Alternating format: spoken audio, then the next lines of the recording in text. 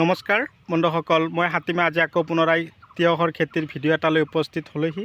যিটো খেতি আপোনালোকক মই দেখুৱাই আছোঁ, এইটো খেতিত হাইব্ৰিড জাতৰ গ্ল'চি তিয়হৰ গুটি দিয়া হৈছে। আৰু এই গ্ল'চি তিয়হৰ খেতি যে কৰা হৈছে, এই খেতিত মই কেইটামান সমস্যাৰ কথা আপোনালোকৰ লগত শ্বেয়াৰ কৰিম। আপোনালোকে মোৰ ভিডিঅ'টো স্কিপ নকৰিব, আৰম্ভণিৰ পৰা শেষলৈকে নিশ্চয় চাব। জানুৱাৰী মাহ পাৰ হৈ গ'ল, ফেব্ৰুৱাৰী মাহ মানে অকণমান গৰম, তাৰমানে টেম্পাৰেচাৰ বাঢ়িবলৈ আৰম্ভ হ'ল। টেম্পাৰেচাৰ যেতিয়া বাঢ়ি যাব, পোকৰ উৎপাতো দিনক দিনে বৃদ্ধি পাব। সেইকাৰণে কেইটামান সমস্যা দেখা পাব। তাৰে প্ৰথম সমস্যাটো হ'ল গছৰ পাতবিলাক হালধীয়া হৈ যাব। তাৰ পিছৰ সমস্যাটো হ'ল গছৰ পাতবিলাক ক'লা ক'লা ফুট পৰিব।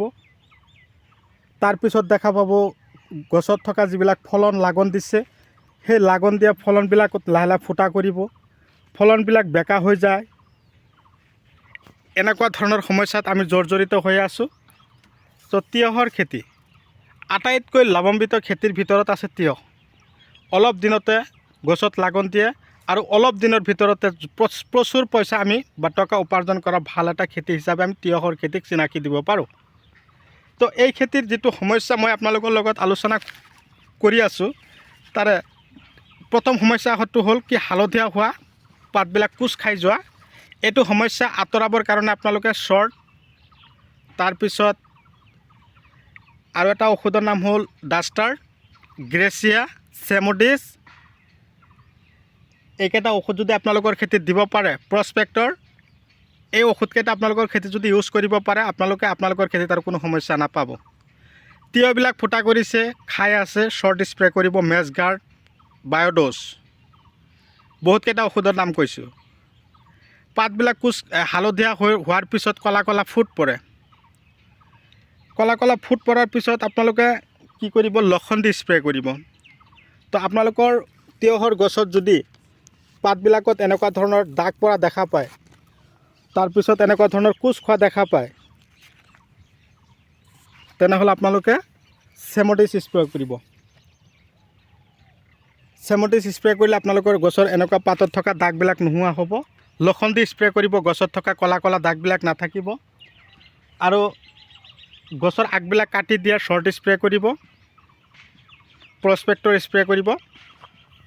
এটা কথা হ'ল, তিয়হৰ খেতি আমি কৰিছোঁ, এতিয়া কিন্তু বৰষুণ নাই, আমাৰ বৰষুণৰ অভাৱ।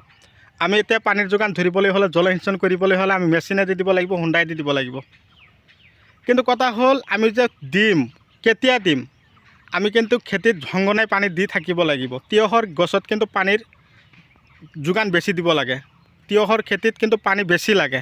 তাৰ কাৰণ তিয়হৰ ভিতৰত আমি কেৱল পানী পাওঁ। সেইকাৰণে গছক যদি আমি পানীৰ অভাৱ দিওঁ, গছে কিন্তু খাদ্যৰ ভিতৰত পানীৰ যোগান ধৰিব নোৱাৰিব। আৰু তিয়হৰ গছৰ প্ৰধান খাদ্যটো হ'ল শিপাৰ যিটো ফাৰ্টিলাইজাৰ।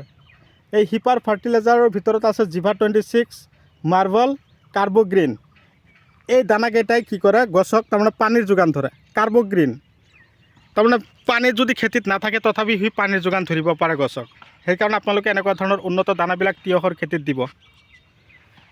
তাৰ লগতে মই আৰু এটা কথা কৈছোঁ যে খেতি কৰিছে ঠিকেই, খেতিৰ মাজে মাজে আলি দিব।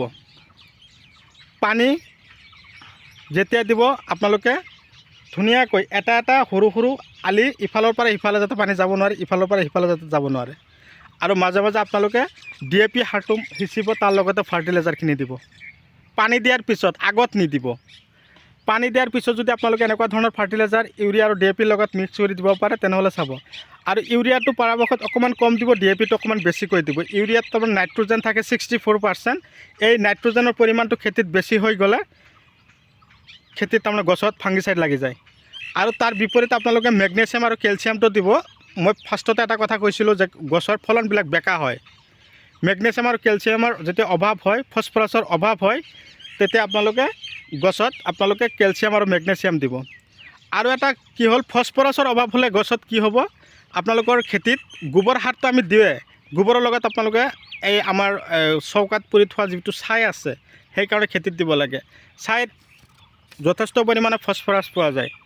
সেইকাৰণে আমি খেতি কৰি ঠিকেই, কিন্তু খেতিত আমি অকণমান হ'লেও ছাই দিব লাগে। প্ৰতি বিঘাত 2 পৰা 3 ধৰক 1 টন বা 1.5 টনমান ছাই দিব লাগে। বাৰে বাৰে দিব নালাগে, কিন্তু ছাইটো বহুত দিন ফচফৰাছ ধৰি ৰাখিব পাৰে খেতিৰ কাৰণে। ভিডিঅ' চাই কেনে পালে কমেণ্ট কৰিব। যদি মোৰ চেনেলৰ নতুন ভিউৱাৰ্ছ হিচাপে আছে তেনেহ'লে মোৰ চেনেলটো ছাবস্ক্ৰাইব কৰি দিব, কাষত থকা বেল ঘণ্টিটো লাহেকৈ বজাই দিব, যাতে এনেকুৱা ধৰণৰ উন্নত জৈৱিক, ৰাসায়নিক আৰু বৈজ্ঞানিক পদ্ধতিমতে কৰা খেতিৰ ভিডিঅ' নটিফিকেশ্যন অলৰেডি আপোনালোকে পাই থাকে।